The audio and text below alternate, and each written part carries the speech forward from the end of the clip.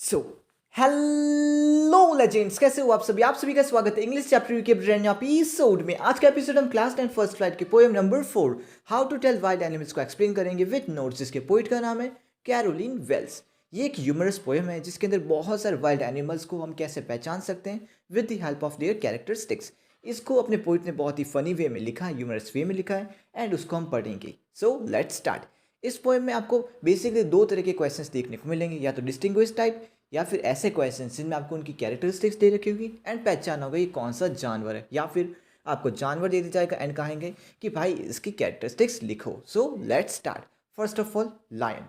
ये कहता है कि अगर आपको कभी भी चांस मिले ईस्ट के जंगल्स में जाने का, ईस्ट यानी कि अगर आप वर्ल्ड मैप में देखोगे तो फिर एशिया कहाँ पड़ता है, ईस्ट में आता है, ठीक है। ये कहता है अगर आप ईस्ट के जंगल्स में जाओगे तो फिर आपको एक लार्ज टॉनी बीस्ट आपको देखने को मिलेगा। इंपॉर्टेंट वर्ड्स, ठीक है, large and tawny beast. And if he roars at you, अगर वो आपको दहाड़ता आपके सामने तो फिर ऐसा लगेगा जैसे आप मर चुके, लाइक यू आर डाइन, ठीक है, ऐसा आपको लगेगा। तो फिर आप पहचान जाओगे कि ये और कोई नहीं, दी एशियन लायन है, ठीक है। नेक्स्ट, ये कहता है कि अगर आप ईस्ट के जंगल्स में जाओ एंड अगर आप घूमते रहोगे थोड़े बहुत और आगे बढ़ोगे तो फिर आपको एक नोबल बीस्ट, नोबल क्या होता है, सभ्य, जेंटल, तो फिर अगर आपको ऐसा बीस्ट मिलेगा जो कि आपको ग्रीट करेगा, ग्रीट कैसे, आपके सामने आएगा, आपको खा जाएगा, थोड़ा बहुत दहाड़ेगा भी, ठीक है। एंड कहा गया है कि on yellow grounds they are black stripes, यानी कि अपने टाइगर क्या होता है, उसमें येलो कलर की बॉडी होती है एंड उसके ऊपर ब्लैक स्ट्राइप्स ही तो होता है ना। एंड कहता है कि वो आपको खा जाएगा, और कहता है कि इस सिंपल रूल से ये आप पहचान सकते हो, आइडेंटिफाई कर सकते हो, डिस्कर्न यानी कि आइडेंटिफाई कर सकते हो ये कौन सा animal, it's the royal Bengal tiger. वहाँ पर लाइन थी ना, नोबल बीस्ट ग्रीट्स यू, तो फिर यहाँ पर देखो रॉयल लोग क्या होते हैं, नोबल होते हैं ना, ग्रीटिंग्स करते हैं, वैसे आप इसको याद रख सकते हो। सो यही है इसकी keywords, noble tiger, he will eat you, and black stripes on yellow ground, ये तो बहुत ही इंपॉर्टेंट। नेक्स्ट है आपका एनिमल, उसका नाम है लेपर्ड।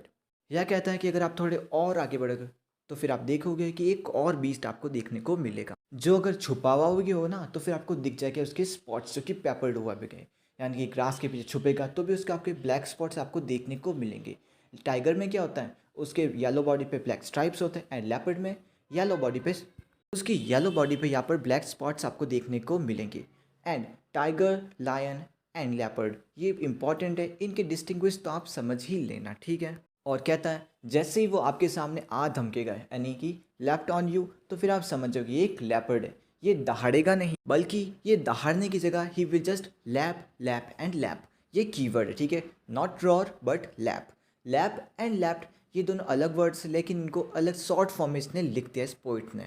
नेक्स्ट, ये कहता है अगर अपनी यार्ड में, अपने इलाके में आप थोड़े बहुत घूम रहे हो एंड आपको एक बड़ा सा क्रिएचर देखने को मिले, who hugs you very hard very strong, यानी कि वो अगर आपको गले मिलेगा तो वो बहुत ही स्ट्रॉन्ग गला मिलने होगा, एंड जिससे आपके प्राण तो निकल ही जाएंगे, क्योंकि आपने सुना होगा ना कि जो बेयर्स होते हैं उनका हक बहुत ही स्ट्रॉन्ग होता है। तो फिर आप समझ आना ये एक बेयर ही है। अगर आपको फिर भी डाउट हो रहा है तो फिर आप ट्राई कर सकते हो। केयर्स, केयरस जो भी बोलते हैं, इसका मतलब एक लविंग टच आपको फील होगा, बट एक्चुअली उससे आपके प्राण निकल जाएंगे, बहुत ही स्ट्रॉन्ग होता है बेयर हग। यहाँ पर बेयर के लिए जो इंपॉर्टेंट वर्ड्स है वो है स्ट्रॉन्ग हग, ठीक है।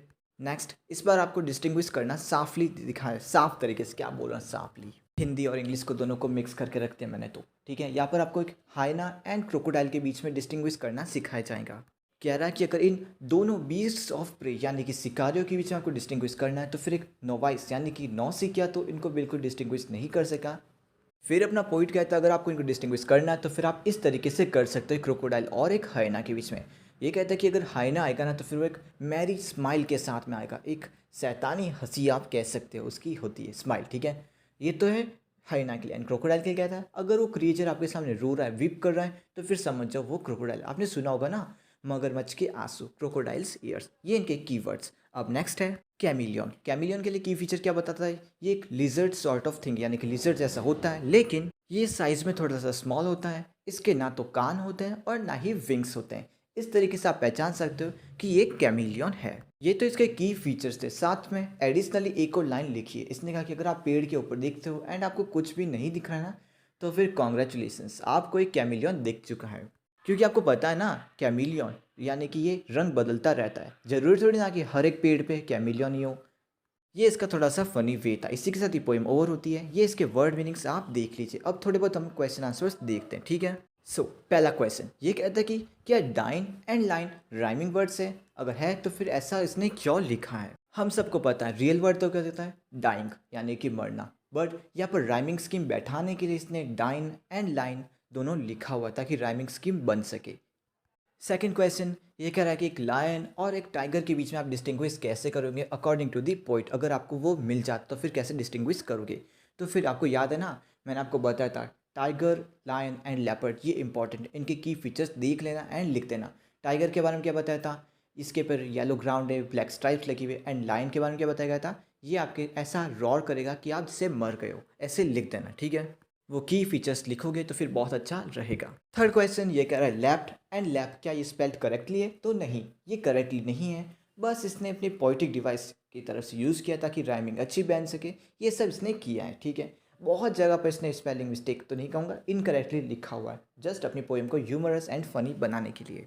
ये 3 क्वेश्चन थोड़े अच्छे थे। इनके बाद में जितने भी क्वेश्चन आएंगे ना, आप इनको एक बार पढ़ोगे ना तो फिर आपको लगेगा कि एग्ज़ाम के पॉइंट ऑफ व्यू से इनका कोई लेन देन नहीं है, ये आपके रियल वे में यानी कि लाइफ के बेसिस पे ही है। इनका आप ग्रुप बनाओ, सॉल्व करो, डिस्कशन करो, ऐसे टाइप के क्वेश्चंस ही हैं, ठीक है। इसी के साथ ये चैप्टर ओवर होता है।